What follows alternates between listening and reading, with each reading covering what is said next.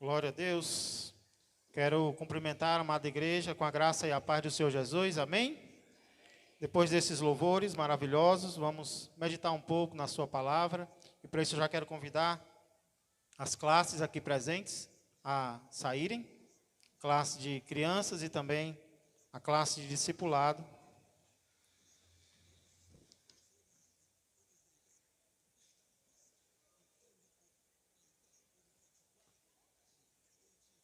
Glória a Deus.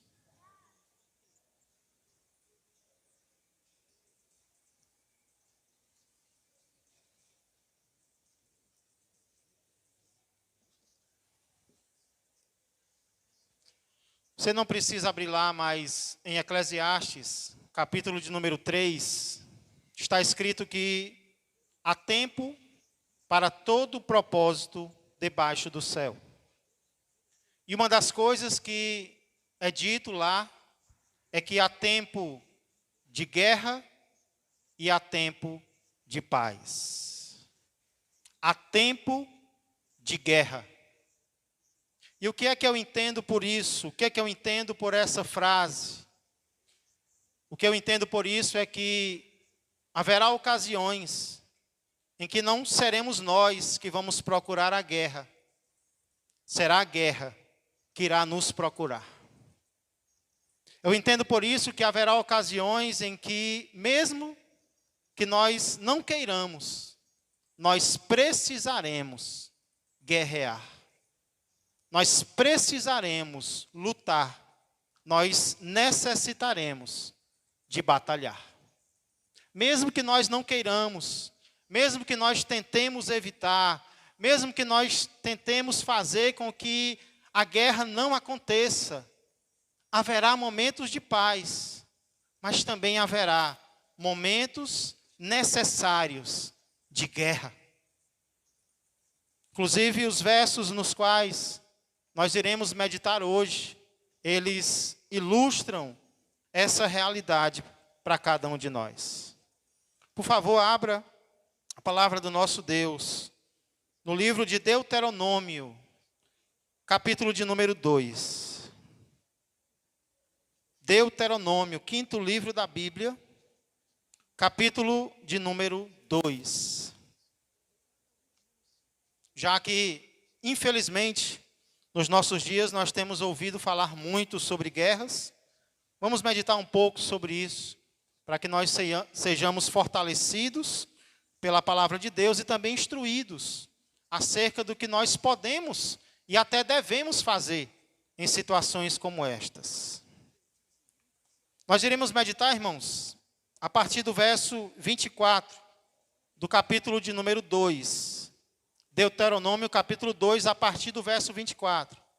Porém, nós já precisamos entender, antes de começarmos a ler a palavra de Deus, nós já precisamos compreender que os versos anteriores a esses nos quais nós meditaremos, eles se referem a 3 nações, 3 povos, contra os quais Deus proibiu que o seu povo guerreasse.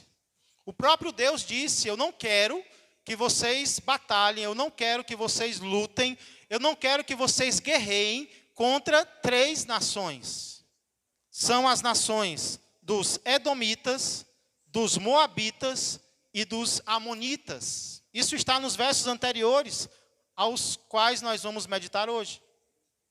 E não pense que o motivo para Deus proibir que o seu povo guerreasse contra essas 3 nações é porque elas eram mais fortes do que Israel. Muito pelo contrário. Israel era muito mais forte do que essas nações, do que esses povos. Por que então Deus proibiu que o seu povo guerreasse contra os Edomitas, os Moabitas e os Amonitas? Por 2 motivos. Primeiro deles, porque estes povos eram parentes de Israel. E o segundo motivo é porque Deus disse que havia dado a esses 3 povos terras nas quais ele não queria que o povo de Israel sequer tocasse. É como se Deus estivesse dizendo: eu abençoei esses 3 povos. Eu dei a esses 3 povos pedaços de terra e eu não permito que vocês lutem contra as terras que eu dei para essas outras pessoas. E a lição que nós aprendemos com isso, irmãos, a lição que nós aprendemos nesses versos anteriores, nós nem entramos no texto ainda, quando Deus proíbe que o povo de Israel guerreie contra essas nações, é que existem guerras que Deus não quer que nós façamos. Existem batalhas que não é da vontade de Deus que nós travemos.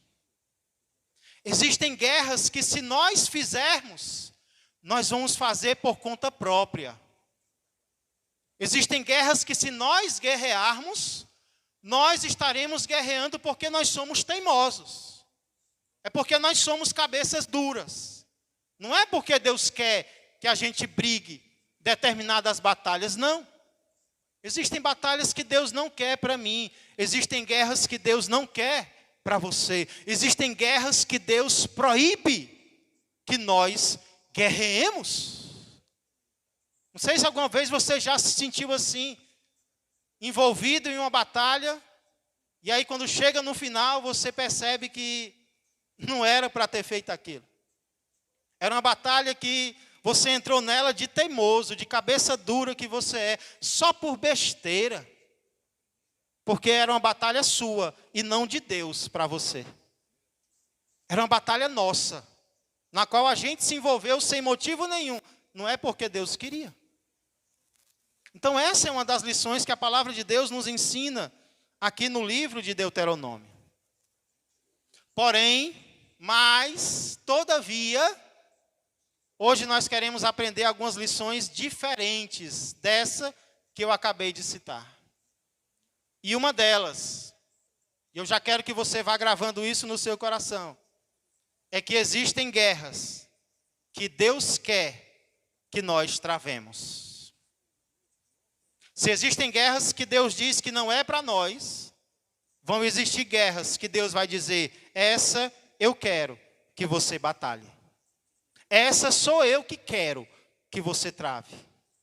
Existem guerras que Deus ordena que nós façamos. Amém? Já começa a gravar isso no seu coração. Existem guerras que são para mim. Existem guerras que são para você. Existem batalhas que são para o povo de Deus. E nós vamos encontrar essa verdade sendo repetida aqui pelo menos 3 vezes. Diante de 3 inimigos diferentes. O primeiro deles é contra Seom, rei de Hesbom. Vamos começar lendo os versos 24 a 37. Nós não vamos ler o texto inteiro, vamos ler a maioria, mas eu quero começar lendo Deuteronômio capítulo 2, versos 24 a 37. E olha as orientações que Deus dá ao seu povo aqui. Verso 24 do capítulo 2 diz: Levantai-vos, parti, e passai o ribeiro de Arnon. Eis aqui na tua mão, tenho dado a Seom, amorreu, rei de Hesbom, e a sua terra. Passa a possuí-la, e contende com eles em peleja. Verso 25. Hoje começarei a meter o terror. Olha que expressão interessante. E o medo de ti, aos povos que estão debaixo de todo o céu. Os que ouvirem a tua fama tremerão diante de ti e se angustiarão. Então mandei mensageiros, Moisés falando, desde o deserto de Quedemote a Seom, rei de Hesbom, com palavras de paz, dizendo: deixa-me passar pela tua terra, somente pela estrada irei, não me desviarei para a direita nem para a esquerda. A comida que eu coma vender-me-ás por dinheiro, e dar-me-ás também por dinheiro a água que eu beba. Tão somente deixa-me passar a pé, como fizeram comigo os filhos de Esaú, que habitavam em Seir, e os moabitas que habitam em Ar, até que eu passe o Jordão, a terra que o Senhor nosso Deus nos dá. Esse foi o pedido que Moisés fez. Olha o verso 30. Mas Seom, rei de Hesbom, não nos quis deixar passar por sua terra, porquanto o Senhor teu Deus endurecera o seu espírito e fizera obstinado o seu coração para tu dar nas mãos, como hoje se vê. Disse-me, pois, o Senhor: eis aqui, tenho começado a dar-te Seom e a sua terra, passa a desapossá-lo, para lhe ocupares o país. Então Seom saiu-nos ao encontro, ele e todo o seu povo a peleja em Jaza. E o Senhor nosso Deus nulo entregou, e o derrotamos, a ele e a seus filhos, e a todo o seu povo. Naquele tempo tomamos todas as suas cidades, e a cada uma destruímos com seus homens, mulheres e crianças. Não deixamos sobrevivente algum. Somente tomamos por presa o gado para nós e o despojo das cidades que tínhamos tomado. Verso 36, desde Aroer, que está à borda do vale de Arnon, e a cidade que nele está, até Gileade, nenhuma cidade houve alta demais para nós. Tudo isto o Senhor nosso Deus nos entregou. Somente a terra dos filhos de Amon não chegaste, nem a toda a borda do ribeiro de Jaboque, nem as cidades da região montanhosa, nem a lugar algum que nos proibira o Senhor nosso Deus. Somente até aqui por enquanto, vamos agradecer ao Senhor mais uma vez. Pai amado e Pai querido, nós te agradecemos, Senhor, pelo ar que estamos respirando agora, pela água que hoje nós bebemos, o alimento que hoje nós comemos, a proteção que hoje o Senhor nos deu, Pai. Muito obrigado. Obrigado, Senhor, por este culto maravilhoso que o Senhor nos permite oferecer ao Senhor, o qual nós pedimos que o Senhor receba, por misericórdia e graça de cada um de nós. E agradecemos também, Senhor, por agora podermos ler a Tua palavra e nela meditar, não sozinhos, Senhor, mas com o auxílio do Teu Espírito Santo. Nós pedimos, vem nos esclarecer a Tua palavra, vem nos orientar, Senhor, nesses dias tão difíceis, nos quais nós não ficamos, Senhor, sem a luz da Tua palavra. Muito obrigado, sem o fortalecimento do Teu Espírito. Por isso nós pedimos e já agradecemos, em nome de Jesus Cristo. Amém e amém. Glória a Deus. Irmãos, aqui Deus já inicia dando orientações diferentes das orientações que Ele tinha dado ao povo nos versos anteriores. Porque, como eu disse e eu repito, se nos versos anteriores Deus proibiu que o seu povo guerreasse contra 3 nações, aqui nesse texto, Deus, a partir do verso 24, Ele já inicia ordenando que o seu povo se levante. Ele já inicia mandando que o seu povo levante-se, passe o Arnon e peleje contra o inimigo. Deus já dá uma ordem, dizendo, olha, agora é hora de vocês guerrearem. Eu tinha dado uma folga para vocês, mas agora chegou o momento de vocês usarem a espada. Chegou o momento de vocês usarem as armas que eu dei para vocês. E por que Deus ordena que o povo guerreie? A resposta vem do próprio Deus. Ele diz, porque eu estou começando a dar para vocês os inimigos. Eu vou entregar nas mãos de vocês os inimigos de vocês. Por isso, não fiquem mais sentados. Chegou a hora de se levantar. Vão para cima de Seom, porque eu já o entreguei nas mãos de vocês. Existe inclusive uma expressão aqui que quando eu li a primeira vez eu até sorri. Nos nossos dias tem uma expressão que diz tocar o terror. Não sei se você já ouviu. E eu sempre pensei que essa expressão era expressão de malandro. Tocar o terror, né? Fulano vai tocar o terror. Só que aí eu li essa passagem e eu vi que ela é bíblica. Porque é o próprio Deus que diz, eu vou começar a meter o terror nos inimigos de vocês. Eu vou começar a colocar no coração deles medo de vocês. Então, olha que interessante, irmãos. Muitas vezes nós temos medo de algo. Muitas vezes nós temos medo de um inimigo. Quando a palavra de Deus está nos mostrando que é esse algo que tem que ter medo de mim e de você. É esse algo, é esse alguém que tem que ter medo do povo de Deus. Porque Deus está do lado do seu povo. Porém, mesmo ouvindo essa promessa de que pode ir, pode guerrear, que eu estou com vocês, Moisés faz algo estranho aqui.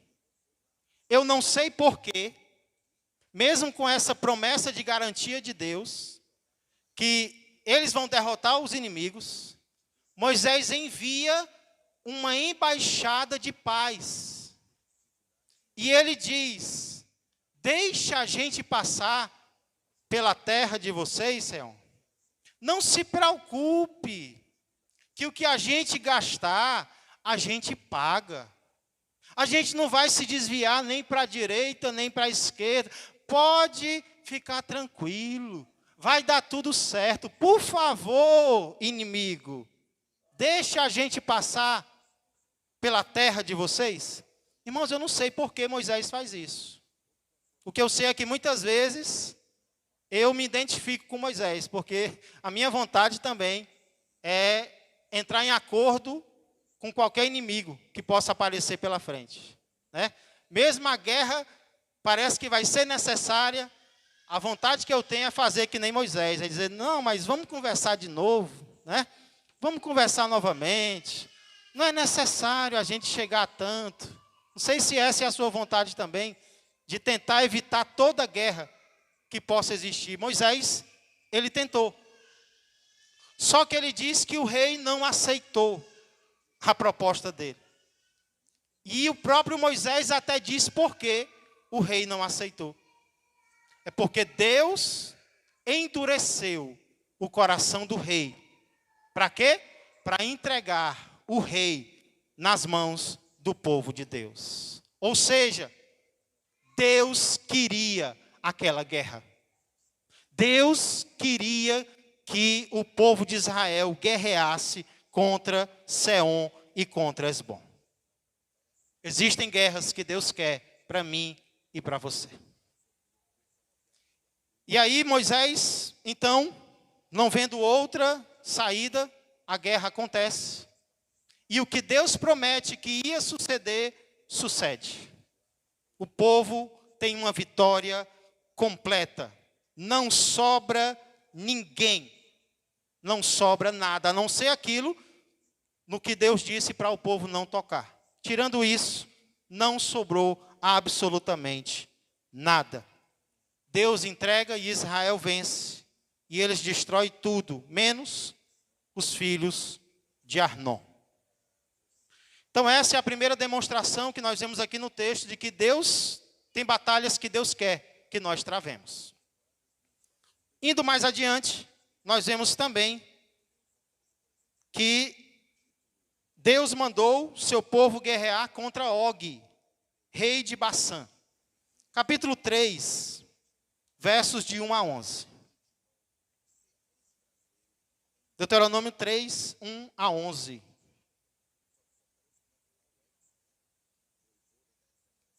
Diz assim: depois nos viramos e subimos o caminho de Bassã. E Og, rei de Bassã, nos saiu ao encontro. Ele e todo o seu povo, a peleja em Edrei. Então o Senhor me disse: não temas, porque a ele todo o seu povo e sua terra dei na tua mão, e far-lhe-ás como fizeste a Seom, rei dos amorreus, que habitava em Hesbom.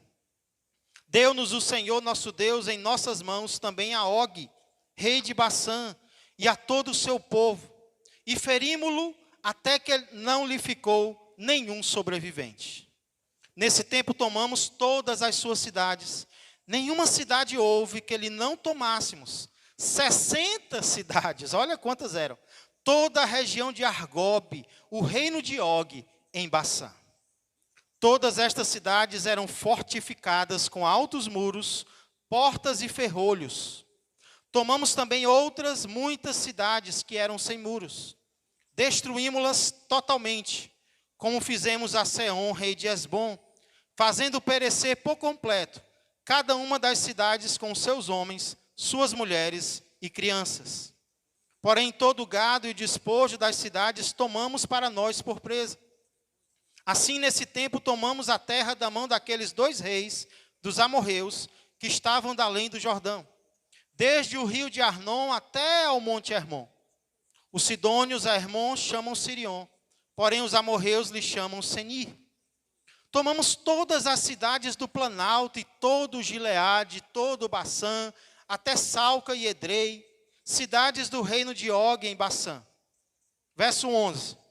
Porque só Og, rei de Baçã, restou dos Refaíns. Eis que o seu leito, leito de ferro, não está porventura em Rabá dos filhos de Amon, sendo de 9 côvados o seu comprimento, e de 4 a sua largura, pelo côvado comum. Olha a altura do rei de Baçã aqui. 9 côvados dá mais ou menos 4,5 metros. Era mais ou menos esse o comprimento do rei. E 4 côvados de largura. Largura mais ou menos de 2 metros. O caixão do rei era enorme.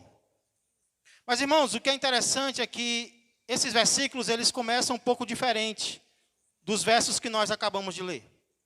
Porque nos versos anteriores, nós vemos que Israel, ele conversa primeiro. Aqui não tem conversa. O povo de Israel é logo atacado, de surpresa, na covardia. Só que aí Deus diz, não temas. Vocês estão sendo atacados, mas não tenham medo.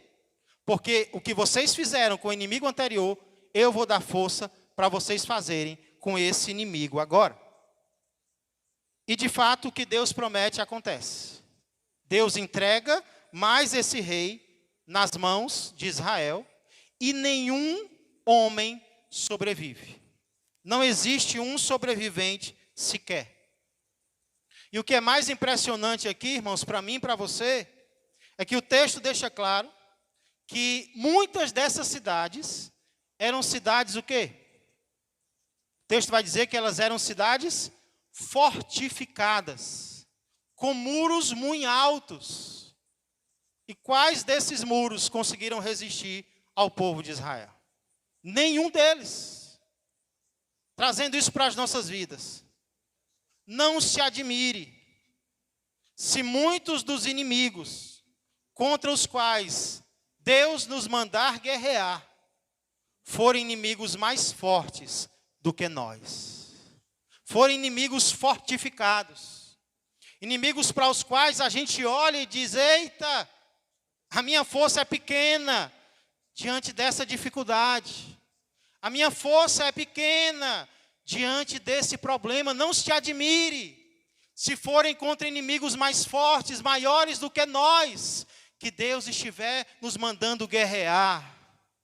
Porque o que importa não é a força do inimigo comparada a nós. O que importa é a força do inimigo comparada ao nosso Deus. O que importa não é a altura do inimigo comparada a mim e a você. Porque muitas vezes ele vai ser mais alto do que nós. O rei aqui era gigante. O povo de Israel era de estatura mediana. Como muitas vezes serão os meus inimigos e os teus inimigos. Serão maiores do que nós, serão mais fortes do que nós, serão mais inteligentes do que nós. Porém, eles não serão maiores, eles não serão mais fortes e eles não serão mais sábios do que o Deus que está conosco. É nisso que tem que estar a minha confiança e a tua confiança. E aí, para terminar a nossa passagem, primeiro mostra que Deus queria a guerra contra Seom. Deus queria a guerra contra Og. E o texto ainda vai mostrar que Deus queria a guerra contra os moradores de Canaã. Eu vou incentivar você a ler em casa, capítulo de número 3, versos 12 a 22. Mas, resumindo a história, o povo de Israel derrotou 2 reis. E esses 2 reis estavam do lado de cá do Jordão. E quando eles conquistam esses 2 reis, essas 2 terras, Moisés promete essas terras a 2,5 tribos do povo de Israel.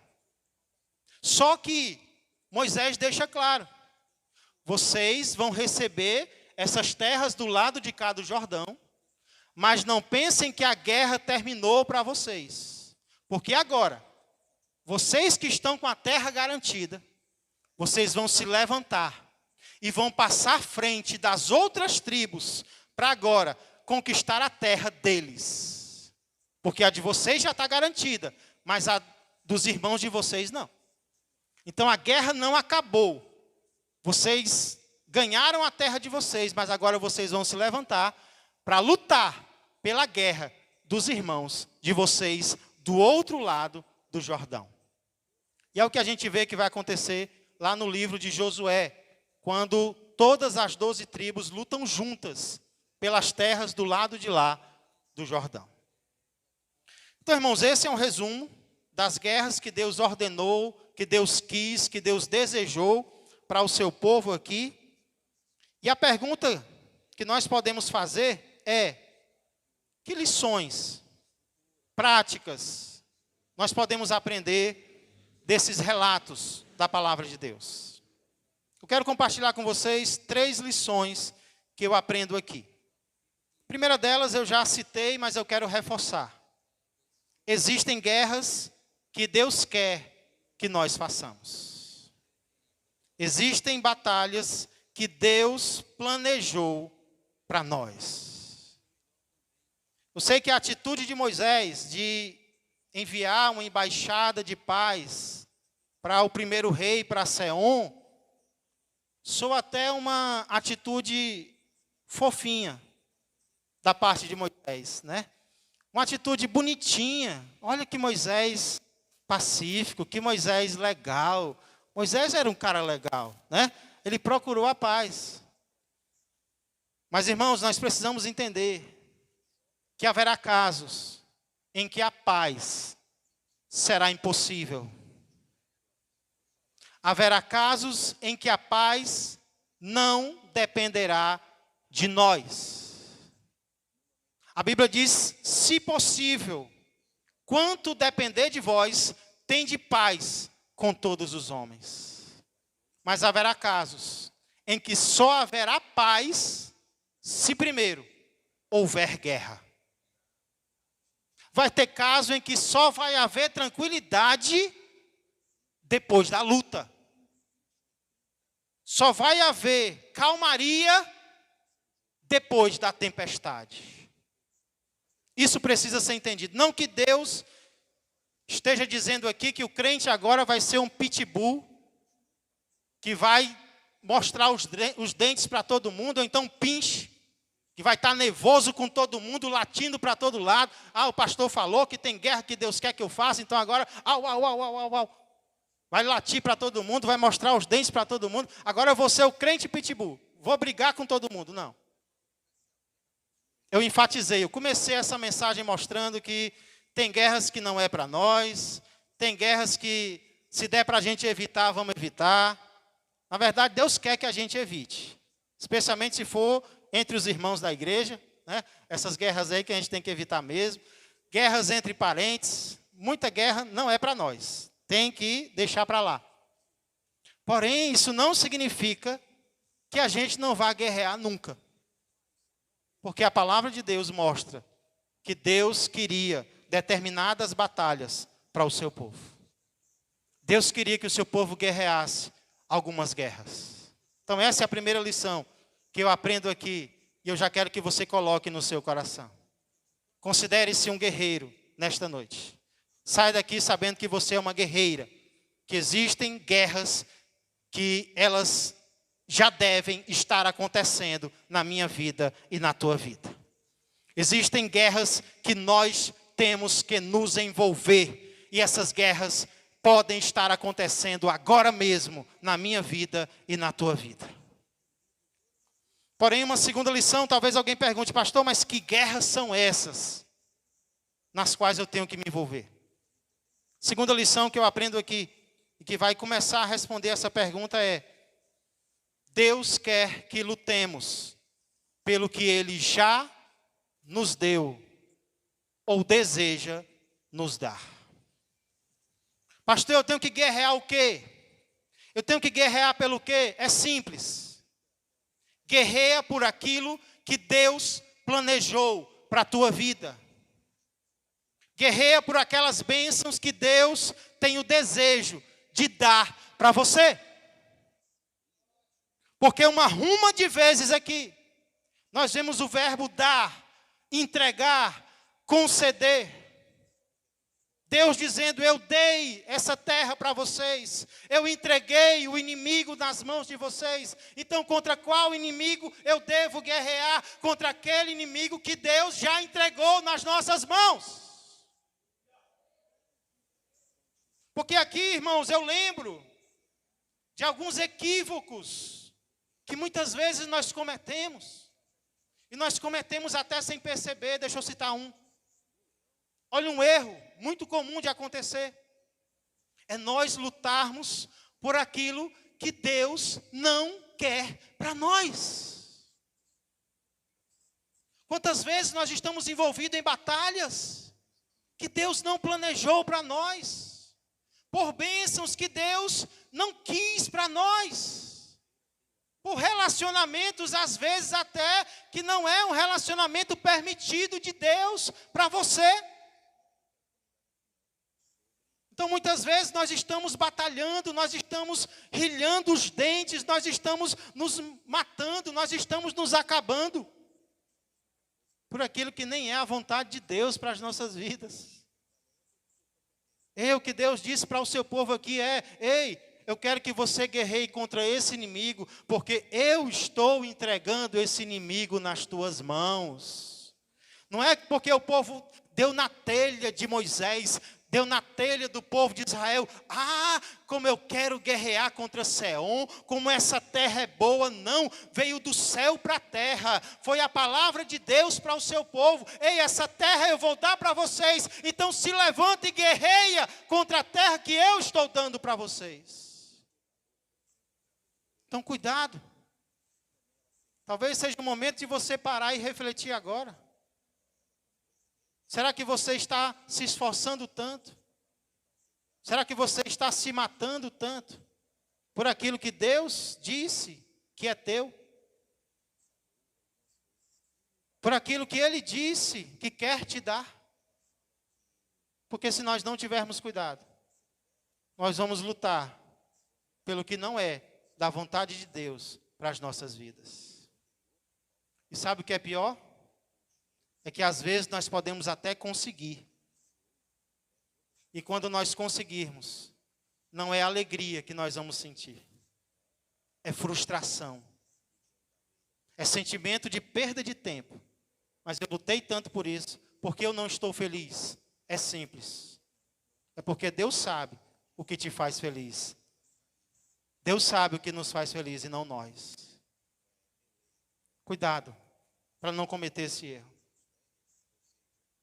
Porém, ligado a esse primeiro erro de lutar pelo que Deus não nos deu, existe o outro erro, contrário a esse, de não lutar pelo que Deus nos deu.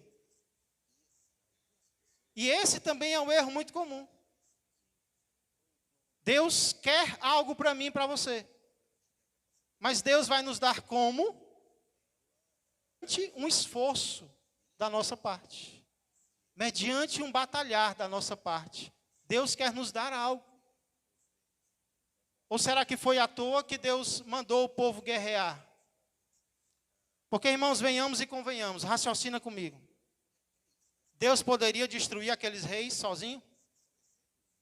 Sim ou não? Deus precisava do povo de Israel para batalhar contra os reis e derrotar os reis. Deus não poderia ter destruído aqueles reis sozinho, sem o povo de Israel? Poderia. Como Deus pode fazer tudo na minha vida e na tua vida sem a nossa parte. Mas não foi assim que Ele decidiu fazer. Deus pode nos dar um 10 em todas as provas. Sim ou não? Sim. Mas Ele vai fazer isso? Enquanto a gente pode estudar, a gente pode se esforçar, na hora da prova, Deus vai nos ajudar. A gente ora, Deus me ajuda a lembrar aquilo que eu estudei. É ou não é assim? Você pede uma revelação de Deus na hora da prova. Deus revela o oculto e o escondido? Pode orar, porque Deus não vai revelar, não. Deus quer que a gente faça a nossa parte. Mediante a nossa parte, é que Deus vai operar nas nossas vidas. Então, às vezes, parece que a gente entende errado. Pensa que as bênçãos, elas vão cair do céu, sem a gente fazer nada por elas. Mas por orgulho, às vezes por preguiça, às vezes por comodismo, a gente não tem aquilo que Deus quer que a gente tenha. Precisamos então batalhar pelo que Deus planejou para nós. Sabe, irmãos, às vezes a gente quer crescer espiritualmente. Ah, como eu queria crescer espiritualmente. Ah, como eu queria ser mais forte. Ah, como eu queria ser um crente cheio do Espírito Santo. E por que não é? Sabe por que não é? Sabe por que nós não somos aquilo que muitas vezes nós queremos?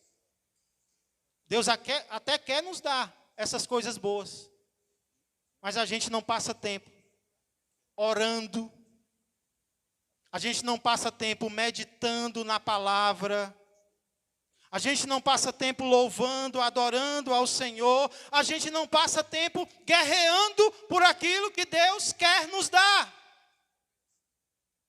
Porque Deus quer. Deus quer nos abençoar, Deus quer nos transformar, mas Ele diz que você tem que lutar por aquilo que eu quero na tua vida.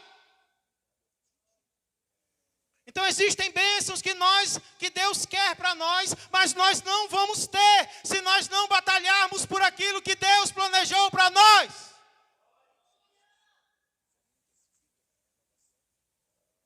Fica em casa deitado e vê se o pão cai do céu. Ah, eu não estou podendo trabalhar agora. Faça o que você pode. E Deus vai fazer o que você não pode. Irmãos, a gente faz o que pode, sendo pouco. E Deus vê o nosso esforço e multiplica e realiza milagres. É desse jeito. Faz a tua parte, meu filho. Luta a batalha que você pode lutar. Que eu é que vou te dar a vitória. Quantas vezes Deus nos sustenta sem uma carteira assinada? Quantas vezes Deus nos leva para cantos sem que a gente tenha um carro, um automóvel? É porque a gente está fazendo algo e Deus vai fazer o impossível na nossa vida. Quando eu era mais novo, tinha um louvor que eu gostava muito. E ele diz assim, olha como ele é lindo. Não tenha sobre ti um só cuidado, qualquer que seja, pois um só, somente um, seria muito para ti. É meu, somente meu, todo o trabalho, e o teu trabalho é descansar em mim. Que lindo, né? Porém, não é bíblico. Porque existe um trabalho que é meu. Existe um trabalho que é teu. Trabalhar de Deus na nossa vida, Ele é superior a tudo. Mas tem um trabalho que é nosso. Tem um orar que a gente tem que fazer. Tem um evangelizar. Ah, eu quero que o meu parente se converta. Amém. Não ora não. Não evangeliza não. Deus faz tudo, Deus faz a obra. Não é assim que Deus quer, irmãos. Deus quer que a gente faça a nossa parte. Deus quer que a gente lute. Então a irmã quer casar, mas está esperando o noivo cair do céu. O irmão quer o trabalho, mas está esperando em casa. Ah, eu queria que o meu ministério mudasse, mas não está em oração por isso. São lições que nós precisamos aprender. Deus, o que é que o Senhor quer para a minha vida? Eu quero ir lá e eu quero fazer a minha parte, Senhor. Se a minha parte é colocar o joelho no chão, está aqui eu, colocando o joelho no chão. Eu não vou merecer não, Senhor, porque eu estou orando. Mas se o Senhor quer que eu ore, eu vou orar. Se o Senhor quer que eu leia a Bíblia, eu vou ler a Bíblia para crescer espiritualmente. Eu vou jejuar, Senhor. Não é para merecer, porque é pela graça. Mas se o Senhor diz que eu tenho que lutar, eu vou lutar. para receber o que o Senhor quer me dar. É isso que a palavra de Deus está nos ensinando. E aí um terceiro equívoco que eu também vejo em relação a isso é lutar apenas por alvos pessoais. Porque quando a palavra de Deus nos ensina que nós temos que orar por aquilo que Deus quer nos dar, isso envolve eu lutar pelos meus alvos. Sim? Mas isso não envolve eu lutar apenas pelos meus alvos. Eu tenho que lutar pelos meus objetivos. Mas eu tenho que lutar também pelos objetivos do meu irmão e da minha irmã. E nós vemos isso lá em Deuteronômio, quando o povo que conquistou uma parte da terra, agora é ordenado a se levantar e lutar pela terra dos seus irmãos. Ei, quando Deus te der a bênção que você está procurando, não pensa que a tua guerra acabou. Porque agora é hora de guerrear pela bênção do teu irmão, pela bênção da tua irmã. Isso é da vontade de Deus na minha vida e na tua vida. Isso se chama coletividade.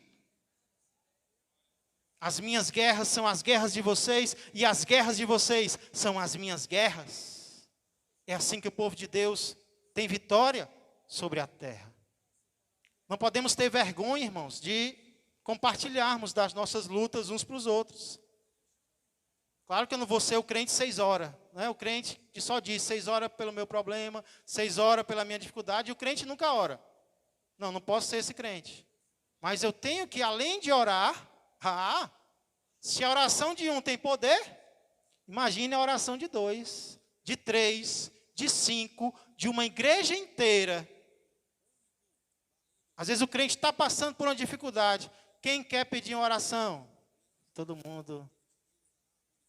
O que eu penso? Glória a Deus, ninguém está passando por nada difícil. Quando a realidade não é essa.